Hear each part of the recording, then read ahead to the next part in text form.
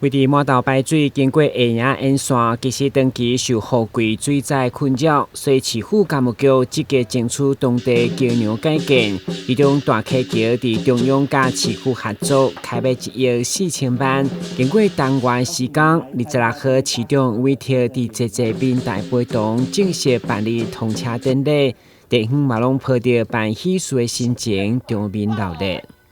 请检查。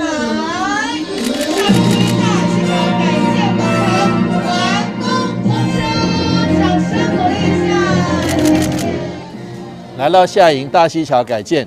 终于能够顺利完成哈。这个工程其实地方期盼了很久，那感谢中央跟我们工务局的合作，能够把这个工程顺利在1年2个月很快的时间内把它完成。然后呢，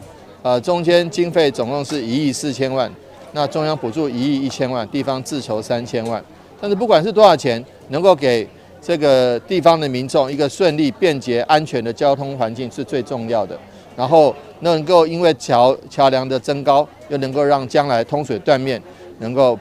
变得更安全，再也不用担心说这个下雨的时候桥就要被封掉被封闭掉。这个部分是既安全又便捷的一个桥梁。大溪桥完工通车以后，除了落雨，免搁再行重水来封劈桥梁，有当地交通的出入更加安全利便。市府表示，除了桥梁的改善，堤防加悬、加抽水站的部分，嘛拢会赶紧向中央来争取，